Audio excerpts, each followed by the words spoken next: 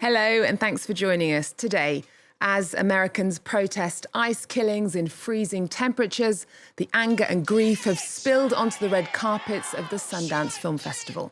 The fatal shooting of nurse Alex Pretti has cast a shadow over this year's event, with stars and filmmakers openly condemning government cruelty. From emotional interviews to activist calls online, showbiz is grappling with a nation in crisis. Antonia Kerrigan reports. As ICE officers fired 10 live rounds at nurse Alex Pretti on Saturday, killing the 37-year-old at point-blank range, filmmakers had gathered in the mountains of Utah to celebrate independent cinema. Members of the public took the opportunity to protest in Park City, while stars of the screen were visibly moved. Sporting an ICE Out badge for the launch of The Gallerist, Natalie Portman was moved to tears. But what is happening in our country is just obscene, and what Trump and Kristi Noem and ICE are doing to our citizens is, and to undocumented people is outrageous and needs to end. It's really difficult to be here and to be celebrating something so joyous and beautiful and positive when we know what's happening on the streets.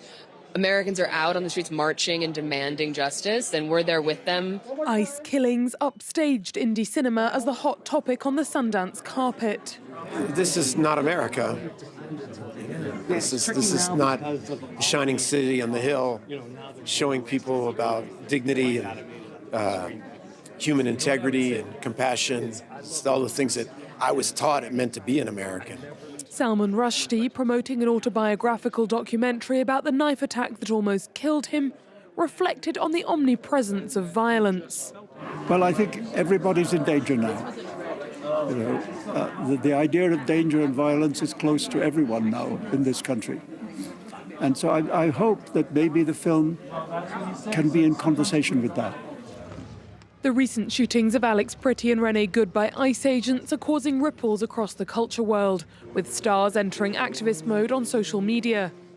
Katy Perry's Instagram stories invited her followers to contact their senators and help block the Homeland Security budget, while Pedro Pascal's called for a national strike in honour of Alex Pretti and Renee Good. Glenn Close, meanwhile, seemed to herald some sort of uprising. I sense from over here that the great American body politic is stirring. It is waking up and taking note. And mark my words, there will be hell to pay. Condemning in the same video the so-called cruelty, inhumanity and arrogance of the Trump administration. Recent ICE shootings come against the backdrop of a Trump-led push to deport millions of undocumented migrants. Already widely opposed in Democrat circles, the killing of 2 US citizens by the border force has given even some of the president's sympathizers pause for thought. Well, the outrage has also found a voice in music. Longtime critic of Donald Trump, Bruce Springsteen, has released a new song dedicated to Minneapolis, saying it was written in response to what he calls state terror following the killings of Renee Good and Alex Pretti by federal immigration agents. In a message to fans, he said he wrote, recorded and released the track in just days, dedicating it to the city, its immigrant communities and the memory of the victims. Here's an extract. A city aflame fought fire and ice neath an occupier's boots. King Trump's private army from the DHS, guns belted to their coats, came to Minneapolis to enforce the law, or so their story goes, against smoke and rubber. Well, as anger and grief over the killings in Minneapolis continue to ripple through culture and music, a very different moment played out in Washington at a White House event promoting the president's new trust fund scheme for children. Rapper Nicki Minaj declared herself Donald Trump's #1 fan, brushing off criticism. I am probably the president's #1 fan. And that's not going to change. And the hate or what people have to say it does not affect me at all. It actually motivates me to support him more. The contrast is stark: political celebration in the capital, mourning and protest in Minneapolis, highlighting just how divided the country remains. Well, to other arts and culture news now. A beloved story passed down through generations is getting a bold new reimagining. The coming-of-age tale of Jo March and her sisters Little Women has been transformed into a musical. After a sold-out world premiere at London's Theatre Royal, the show is set for full-scale performances next year. There's also a Little Women album available. Charlotte Lamb takes us behind the scenes of its recording. Longing for my childhood, though my life awaits me. The timeless tale of free-spirited Jo March and her three sisters, now reimagined in song. As my life moves past me, though you may have. Decades after three students in Los Angeles set out to transform Louisa May Alcott's coming-of-age classic Little Women into a musical, their dream has been realised with a sellout world premiere at London's Theatre Royal. I picked up the novel, read the novel, and then John and Christina and I met doing youth theatre. And as you do in youth theatre, let's write a musical.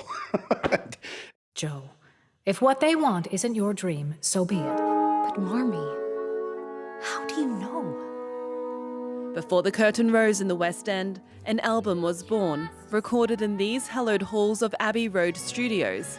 Every note crafted to perfection.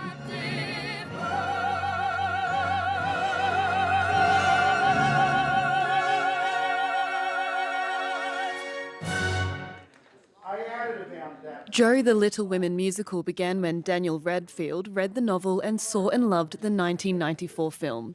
He teamed up with lyricists to create the musical, but the road was long, marked by setbacks. And then 9/11 occurred, sucked the funding out of where we were at, and it went in a drawer. And roughly, 18 years later, we dragged it back out and went, we should look at this again. And now we're here. If you need me. COVID then delayed the musical's revival, but gave the creatives time to revise. Its lush cinematic sound bolstered by a 30-piece orchestra evoking the grandeur of musicals from the late 80s and 90s. This is what drew the incomparable Kerry Ellis to the role of Marmee. So this kind of goes back to that old school, well, like the early stages of Les Mis and Phantom and, you know, Showboat and South Pacific, where they were just kind of these luscious orchestras, which you kind of don't see as much now. So this is very special because of that. It's been very wild to, be here, bring the project here, work with some of our heroes. It's been very, there are a lot of pinch me moments, really. Think so.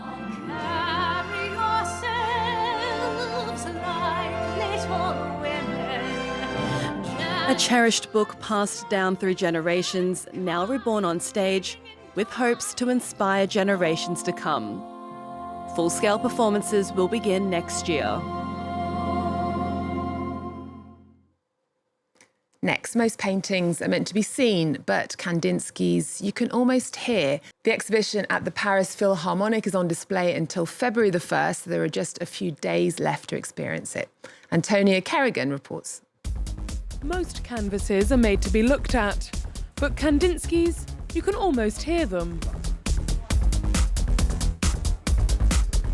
His works are symphonies of colour. A pioneer of abstract art through vibrant and rhythmic painting. But how did he do it?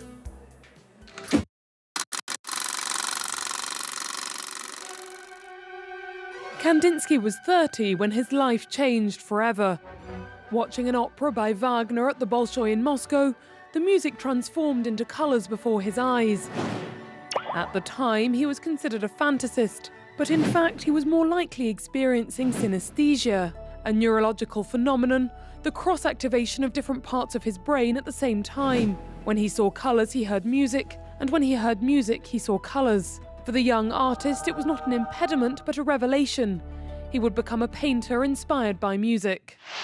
The sounds of music do not imitate nature. And through listening to music, he realizes that painting could have just as strong an effect on a person without painting nature, without imitating the real, but through the sheer expressive force of the colors.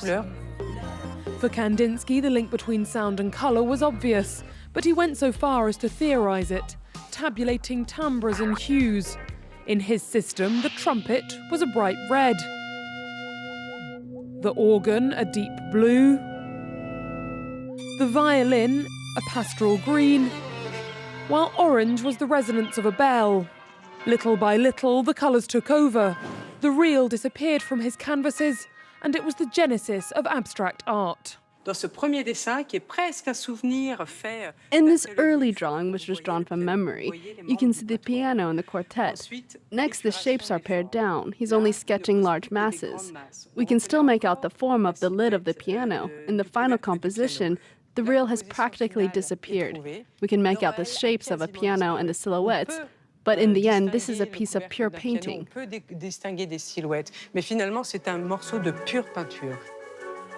Now look at this painting. You might spot violins, trumpets, or bassoons. Kandinsky ended up achieving the impossible, painting the sounds of colours. That brings us to the end of the show. We're going to leave you with one of the films showing in competition at the Gérard May Film Festival on This Week in France. Benedict Cumberbatch stars as a grief-stricken widower in The Thing with Feathers. Thanks for your company. There's more news coming up on France 24 after this.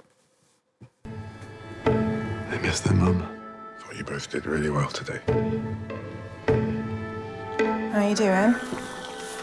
I can't imagine how you must be feeling. Do you want to talk? Where's the milk? Stop it. I was here first.